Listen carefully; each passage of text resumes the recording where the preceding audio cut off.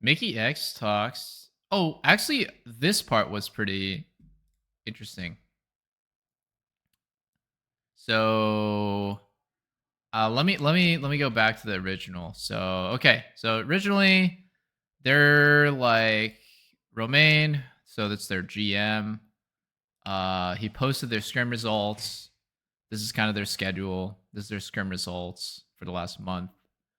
Um, Obviously you can see that they don't have many days where they're losing scrims. They're typically winning a lot of scrims, and they are 7-0 energy, 5-2 energy, 5-2 C9, 5-1 LNG.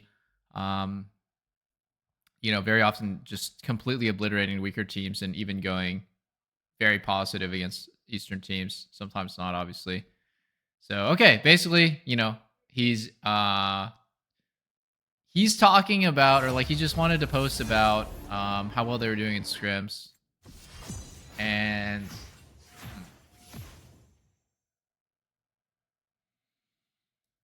I don't really have like a big problem with it. I know that Steve chimed in here and asked them to like not do that for the teams that are still in the tournament, because it's like no one really agreed to have their scrim results posted. So yeah, it basically just came down to a big discussion about scrims. Do they matter or not? And let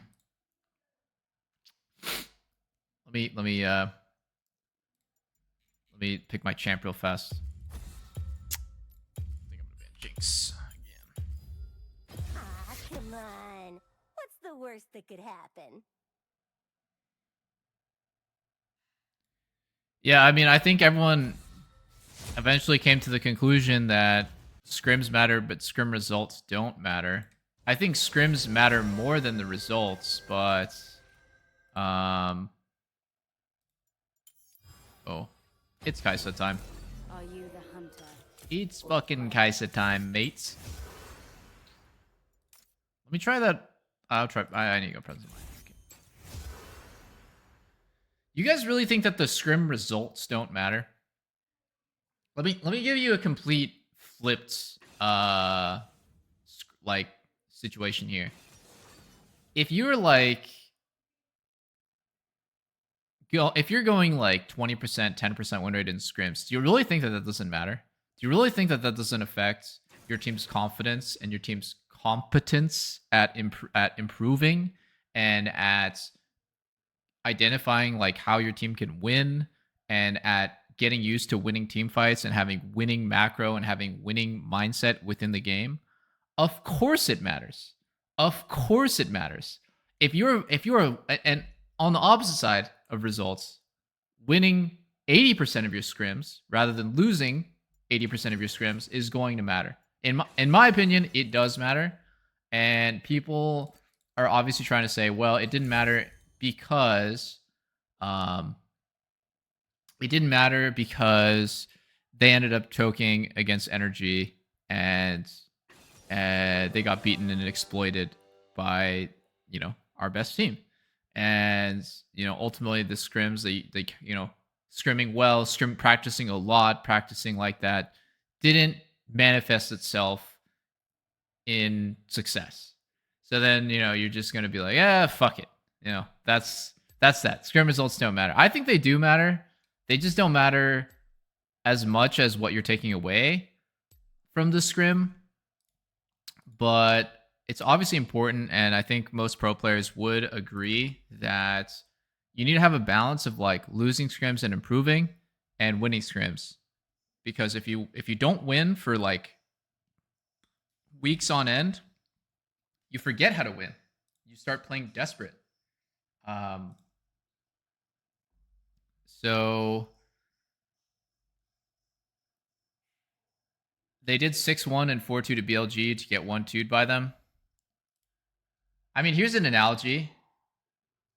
You can spend your whole life smoking, but that doesn't mean that and you could live to be like 105. That doesn't mean that smoking isn't shit for you, isn't shit for your health. And conversely, you can spend your entire life like exercising well, eating right, doing, you know, everything possible to take care of your body, and you can die of a fucking aneurysm or a stroke at age 40.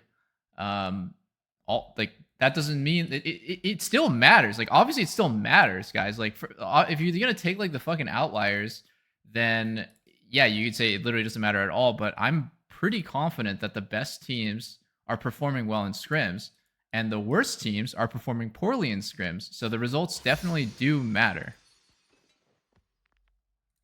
You have to look at, yeah, you do have to look at the results on average, and no one else is going to be willing to post the scrim results. So how the fuck can anyone know, right?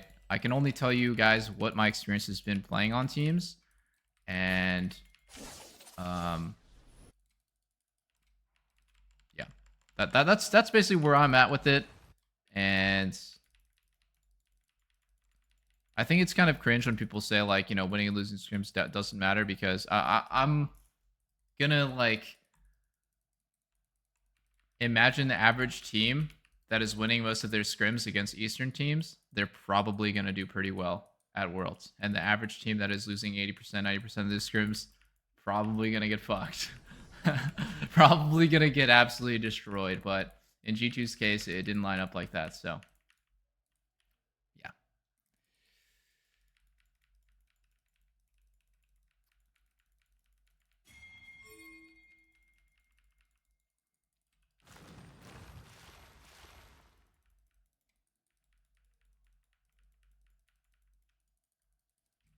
You learn more from defeat than you do in victory? That's not true. That's not how most scrims go, actually. You can learn a lot from both. Sometimes you lose so badly that you can't learn anything. And I think that's actually pretty common. Sometimes somebody makes a mechanical mistake, decision-making mistake, snowballs super hard, you lose. Obviously, you can learn from that and improve from that, but hardly anyone else on the team is